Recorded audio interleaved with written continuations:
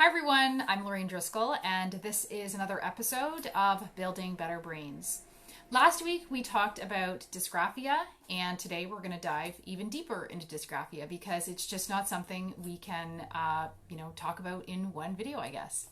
So the first thing I want to preface or say is that dysgraphia, like dyslexia, has absolutely nothing to do with IQ. In fact, I've met quite a few students or clients who are dysgraphic, and they are quite adept at speaking. They are great at memorizing. Some of them have a genius in mathematics or understanding complex concepts. This has nothing to do with IQ. It has about being able to write well or have nice penmanship is about as much related to IQ as being good at sports. If you ask these kids to tell you orally what they learned in class, oftentimes they have no problem doing that. And so the problem is that that's where these kids can be so easily written off as just being lazy or sloppy or careless and so forth, because, if the teachers or even the parents or whomever sees that they are smart, they are intelligent, they are capable, and it appears like they're just not putting the effort in. So in my last episode, I talked about underdevelopment of the lower brain levels. I talked about gross motor skills, that dysgraphia does not just happen in the hand. It's not just, practicing the fine motor skills in the hand that is necessary. Today, I want to talk a little bit about the language-based dysgraphia, which is a subtype of dysgraphia. Like dyslexia, this can involve difficulty converting sounds into writing or spelling words. So spelling might be phonetic whenever they're spelling, but it could still be incorrect. They might have difficulty with irregular words, or they might have poor recall of how to write the letters. So I'm talking like there's a P, they have to write the letter P, and they don't know, do I put it on this side or do I put it on that side? And that's where you often see like letters reversed, upside down, skip letters. And you can see why this can be very confusing in terms of understanding if it's dyslexia or dysgraphia or both, which often happens as well. Other things that can happen is that they skip letters, but they are not in the correct order. And so the underlying cause, or one of the underlying cause, as I think I mentioned in my last video last week, is poor sensory motor processing, front to back processing in the brain. And so basically dysgraphia is an impairment of the fine motor skills. It is not related to IQ. And one of the problems, I think, in our current education system is that the way that we address dysgraphia is we accommodate the child with assistive technology. So that could be that basically they get a diagnosis, they have dysgraphia, and they're given, according to their IEP, it says it is essential that they have a laptop or an iPad to, communicate their ideas or write or whatever it is they need to do. And while that is like really important, especially when we first get that diagnosis so that a child doesn't fall behind, that definitely should not be a first resort solution in terms of that's what we're going to do and that's the end of the story. And unfortunately, that's what's happening. We're not addressing the root cause of why this child has poor penmanship or why they have a hard time processing their ideas and doing all of what's required in terms of writing that out at the same time. So this basically assumes that very little can be done whenever a child is dysgraphic, and that maybe it's genetic, maybe it's this, maybe it's that.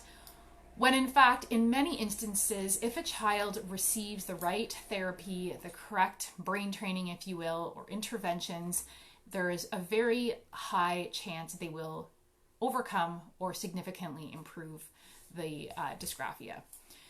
And basically therapies that need to be addressed. The first one I'm going to mention is nutrition, because that's probably the one thing that people don't look at. When they hear about ADHD, it's not uncommon for people to say, yeah, I've heard how food coloring affects children. Whenever we hear dysgraphia or even dyslexia, we don't tend to think of nutrition. We think of this as a genetic disorder or something totally unrelated. It's developmental. It's not related to what we're putting in our body or what's going on in our body. And I can't tell you how many people I've worked with or clients I've worked with who are dysgraphic, and we do a gut healing protocol. So we address yeast, we address candida and so forth. And then all of a sudden their dysgraphia significantly improves, and we haven't even done the brain training portion of the program. So what's important to know is that there are people who have severe candida and they have blown over on a breathalyzer. So they have a very high rate of, or not high, but high enough rate when the candida releases alcohol. And so basically what can happen is it's like they are impaired. And so we see this even with certain autistic children. All of a sudden they, they have candida, and on certain days it's worse than others. Maybe they've eaten a lot of pizza or carbs. They've really fed that candida. And a lot of parents will say, yeah, he gets really uncoordinated and wobbly and so forth. And so that's all related to dysgraphia, and that can be related to dyslexia. And that's why this is so important to address this from many angles and not just treat it as kind of a developmental condition, something in the brain that we can do absolutely nothing about.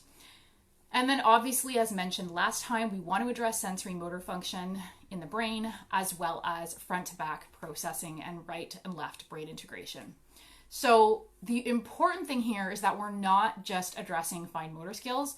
We're looking at where the problem is originating, not where the problem is happening. So the problem can look like it's happening in the hand, but the problem is actually happening in the brain for all kinds of reasons. And also it's happening with the gross motor muscles or the gross motor development. So in terms of development, the gross motor development occurs or precedes the fine motor skills. Whenever we think of how infants develop, they don't start doing all kinds of fine motor stuff. That comes later. First, they develop their gross motor skills by creeping and crawling and rolling over and all those things that we've talked about before.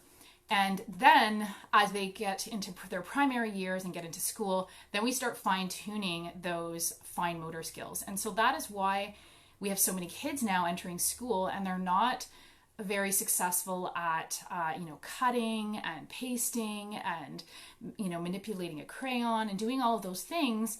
And it's not always because they haven't been exposed to that at home. Sometimes it's because those gross motor muscles are not developed. So this is why it is so important to have a whole body approach, why that is so necessary to address both the nutrition and both the handwriting. So I want to reiterate, if we just think that we can cure dysgraphia by having our child practice their handwriting, we can actually be making the problem worse because first of all, we are reinforcing the wrong connections. And the other problem is that it can be really detrimental to their self-esteem because chances are they've been practicing their handwriting for quite a few years and they've seen no results. They see their friends who have beautiful penmanship. They see their friends who can process ideas and write at the same time, and they can't do that. And so until we start addressing the primitive reflexes that are possibly still retained, the gross motor development, nutrition, gut bacteria, all that type of stuff, we are really just beating our head against the wall. So the effective approach is number 1, reorganize the brain. Number 2, retrain, strengthen, and develop those gross motor muscles. And obviously nourish the brain. So my top 3 recommended exercises for dysgraphia are the cross crawls, which are all on my YouTube channel as well as in my website on my blog. So cross crawls, Superman, and tracing the lazy 8s, doing that for 10 minutes a day. And the goal is to overcome dysgraphia, to move beyond assistive technology in IEPs. Like I said, there's nothing wrong with that, but we want to not use that as a permanent crutch. And we want to, have your child reach their full potential, just like every other kid. So the one other thing I want to mention with reference to dysgraphia is the sensory motor system and how this can be affected and how penmanship can be affected because of a condition called PANS or Pandas. So PANS or Pandas stands for pediatric autoimmune disorder, pediatric autoimmune neuropsychiatric syndrome, and Pandas is pediatric autoimmune neuropsychiatric disorder associated with strep. And so basically those are the 2 terms that are being used to describe an autoimmune condition in which a child might have a stealth infection like strep, like a cold or a flu virus or something of the sort, which normally would be pretty harmless. And because their immune system and their gut bacteria is compromised, the immune system is not responding correctly. And so the immune system's antibodies are attacking the basal ganglia in the brain. And the basal ganglia is what is responsible for sensory motor function. My daughter has recovered from PANS and Pandas, but for quite a few years she had atrocious handwriting, and I could never figure out why. 1 week, or I shouldn't say week, for quite a while, maybe a period of a few months, it would be really horrible, and then it would get better, and then it would get horrible, and it did not make any sense. So the first thing I want to say is, if your child had legible penmanship and all of a sudden it either suddenly declines, but sometimes it can just kind of be more progressive and decline, then that can be a red flag that you need to look into something that goes way beyond gross motor development.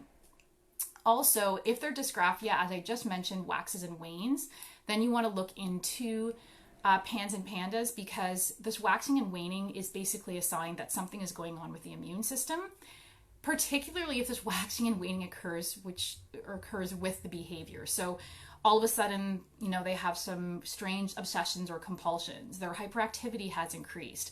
They have, symptoms of ODD, so defiance, opposition, sensory processing issues have increased. And if you're seeing a cycle where it's getting worse, it's getting better, that's a big sign that you need to look into something that goes way beyond the kind of run-of-the-mill dysgraphia that I described earlier. And the waxing and waning occurs because there's inflammation in the basal ganglia caused by this autoimmune condition.